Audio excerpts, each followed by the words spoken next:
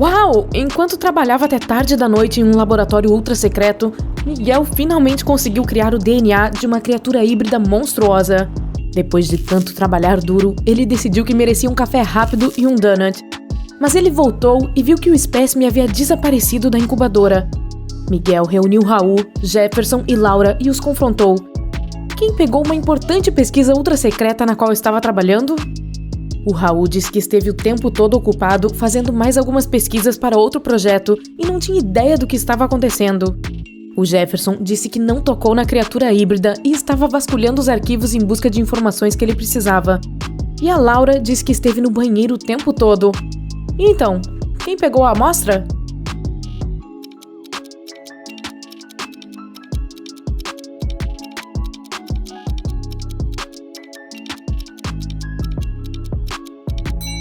O Miguel nunca mencionou que estava lidando com uma criatura híbrida monstruosa. O Jefferson, portanto, simplesmente confessou. É melhor pensar bem da próxima vez. A Ana detesta o inverno, mas como qualquer outra pessoa, precisa sair para fazer as coisas. Ela acabou de se mudar para uma cidade com neve para trabalhar e está vivenciando um dos invernos mais frios. Mas ela conseguiu chegar ao shopping para fazer algumas compras rápidas durante uma grande nevasca. Quando voltou para seu carro estacionado, descobriu que alguém o havia arrombado e levado seus pertences. Quando a polícia reuniu os 3 suspeitos, cada um contou a sua história. A Francisca disse que estava polindo o carro do lado de fora e não sabia de nada.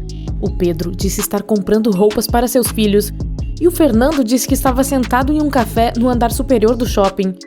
A polícia prendeu o suspeito. Quem foi?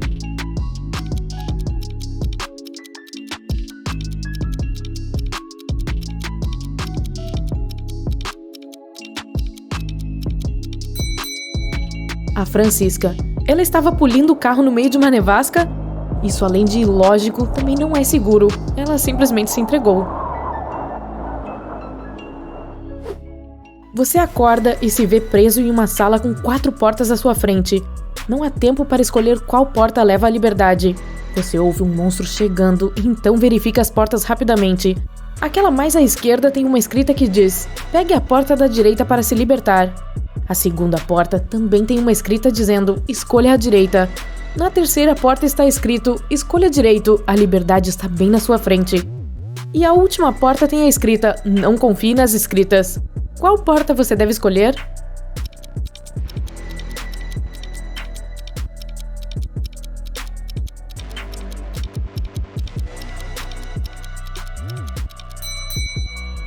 A última porta diz para não confiar nas escritas, mas não significa que elas estejam mentindo. A primeira porta diz para pegar a porta à direita. Não necessariamente a última porta à direita, mas apenas a da direita. A segunda diz: escolha a direita. A terceira porta diz: escolha direito, a liberdade está bem na sua frente. Então, é a última porta à direita que leva à liberdade. O Marion ficou extremamente feliz quando recebeu a notícia de que sua irmã Jane estava vindo visitá-lo. Ele tinha acabado de assumir um novo emprego e mal podia esperar para recebê-la pela primeira vez. Ela mal foi capaz de ver algumas fotos de belos lugares que ele visitou, incluindo onde ele morava. Quando a recebeu no aeroporto, ele notou algo um pouco estranho nela. Suas respostas eram robóticas e ela parecia rígida em seus movimentos. Ela não quis comer e só insistiu que queria descansar. Estranho. Será que ele tem assistido a muita ficção científica? Depois de um tempo, o Marion ouve uma batida na porta e, para sua surpresa, é a Jane. Mas eu pensei... A Jane diz a ele que a Jane no seu apartamento é uma impostora. Quando a Jane no quarto sai e vê a outra Jane sentada no sofá, as duas ficam em choque. Ambas tentam convencer o Marion de que são a verdadeira Jane. Mas em quem Marion acreditará?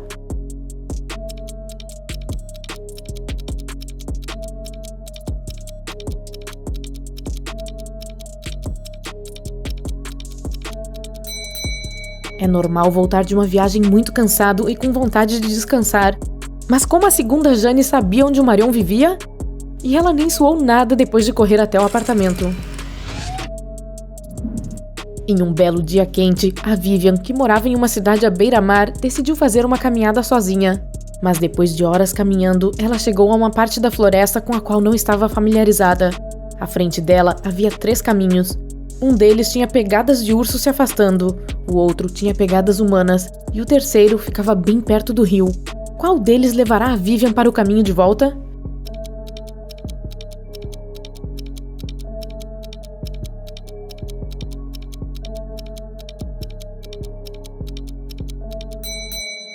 O caminho do rio. Como ela mora em uma cidade costeira, a foz do rio provavelmente acaba no mar. Dessa forma, ela poderia descobrir onde ela está. A Melissa está compartilhando um vagão de trem com outras 3 pessoas. É um dia muito quente e o ar-condicionado não funciona. O Jaime começa a reclamar e só se acalma depois de abrir a janela. A Melissa coloca ao seu lado um lenço de seda vermelho que lhe foi dado pela avó. A Judite elogia. O Roberto, um senhor de idade, menciona que se esqueceu de trazer um presente para sua esposa, que irá buscá-lo na estação de trem. O Jaime tem uma queda pela Judite. Depois de um tempo, a Melissa vai ao banheiro e na volta dá falta do lenço. Quem foi que o pegou?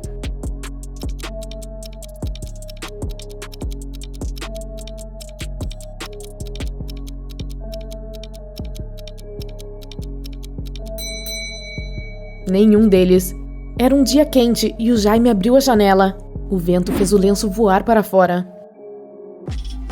Alguns zumbis prendem Diego em uma sala. Eles o estão cercando. Ele está preso e não pode escapar. Os braços dos zumbis estão entrando e o agarrando. Quando Diego olha em volta, percebe que está em uma pequena banca de jornais com revistas e livros de bolso. E olhando ao redor com mais atenção, ele encontra um rolo de fita adesiva nas proximidades. Como ele pode evitar essas mordidas terríveis?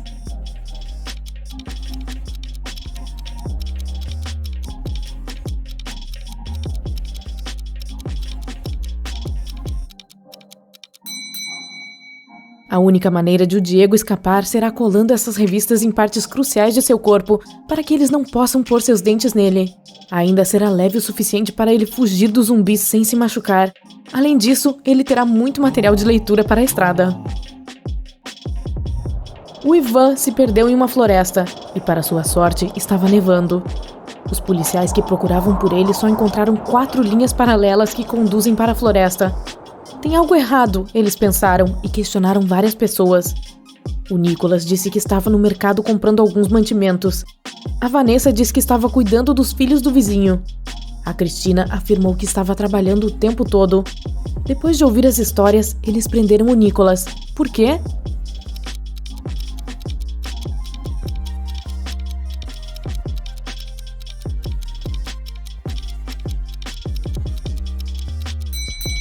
O Nicolas estava em uma cadeira de rodas. As 4 linhas paralelas foram deixadas pelo Nicolas enquanto rodava indo e voltando da floresta. É o início de um novo ano letivo e o Davi assumiu um novo emprego como professor de estudos de computação em uma escola secundária local. Outro colega professor, Robson, não o recebeu muito bem, pois queria este cargo. Mas no final do dia, houve uma violação de segurança que vazou muitas informações importantes sobre a escola. Quando a polícia questionou a todos, incluindo Robson e Davi, cada um contou a sua história. O Davi disse: "Eu estava corrigindo as provas e fiquei na sala dos professores o tempo todo." O Robson disse: "Eu estava preparando o dever de casa para minhas aulas quando tudo aconteceu." Quem a polícia deve prender? Quem mentiu?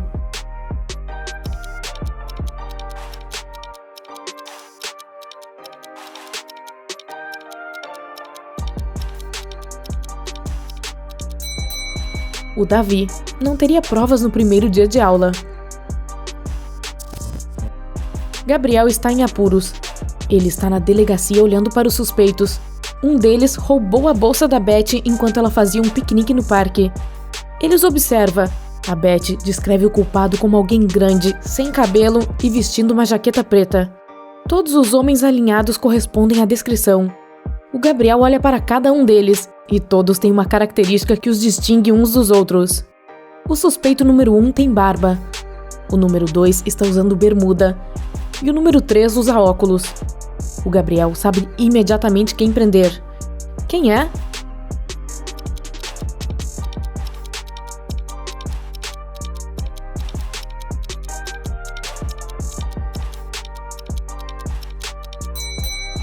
O suspeito número 1 está com as botas sujas, os outros estão limpos. Ele correu por trilhas de lama enquanto a Beth fazia um piquenique.